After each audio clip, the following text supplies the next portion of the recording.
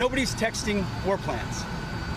Well, I noticed this morning, out came something that doesn't look like war plans.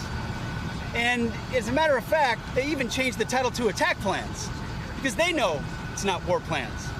There's no units, no locations, no routes, no flight paths, no sources, no methods, no classified information.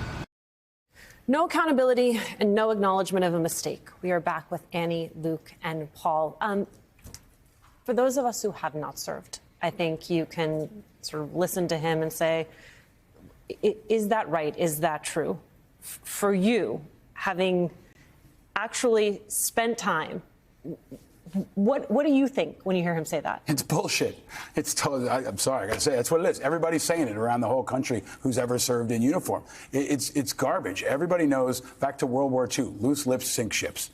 Right? He can play word games. He's a master communicator, maybe a master manipulator. But the question, again, is did you divulge anything that could have gotten anybody hurt? And he can't answer that question because he knows he's in trouble there. He's going to continue to try to spin it. But I also think it's important to see that they're flustered. He's flustered. And when the Secretary of Defense is flustered, that means our entire Pentagon is impacted. We don't have a chairman of the Joint Chiefs who's gone through. We don't have senior leadership. It doesn't set a calm, steady, strong example. And that's what we need right now to the world. And I think all of the most junior people in the military right now I wish we could do a poll. Go to any military base in America and ask them what they think of this situation. If they could talk honestly, they would say it's garbage and they know it.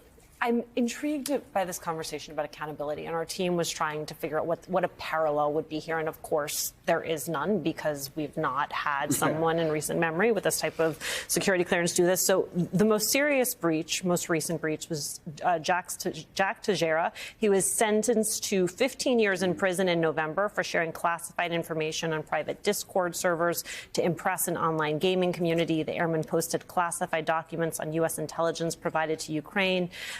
Involving South Korea and Israel. His wing commander, Air Force Colonel Sean Riley, received administrative action and was relieved of command. I mean, his wing commander was relieved of command, but they're not talking about any accountability for Hegseth. No, and that's the standard. The standard should be the same for a National Guard private all the way up to the Secretary of Defense. And the military is built on standards and expectations and rules.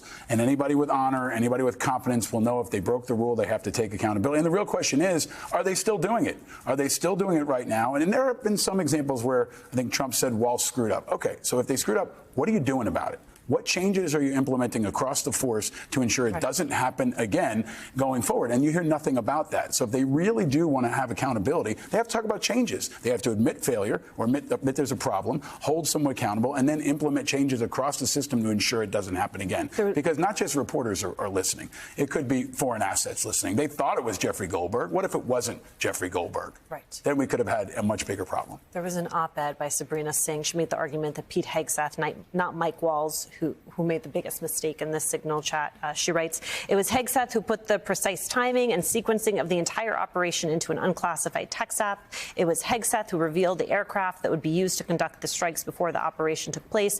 It was Hegseth who moved classified information to a commercial text app that could have been intercepted by our adversaries. And it was Hegseth who put our brave service members, including the fighter pilots preparing to conduct the operation, in mortal danger. What happened in the Congress you covered that they absolutely conceded their oversight capacity? Right. Well, in the past Congress, Mike Johnson became Speaker, and he owes his speakership to Donald Trump. Donald Trump tanked the candidacy of Tom Emmer with a tweet. And so Mike Johnson knows all too well who is responsible for him being Speaker and having his power. So the last thing in the world Speaker Johnson wants to do is launch an investigation into the Trump administration. And you saw his comments.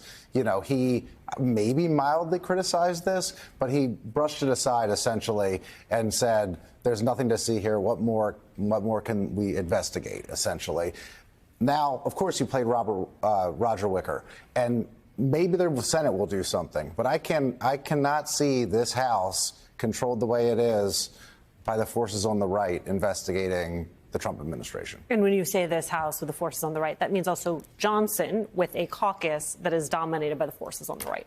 Yeah, I mean, this is like it started last Congress, where with such slim majorities, where they were down to 1 vote majority last cycle. So really any member can make themselves the deciding vote and put themselves in the middle of negotiations and matter and get attention.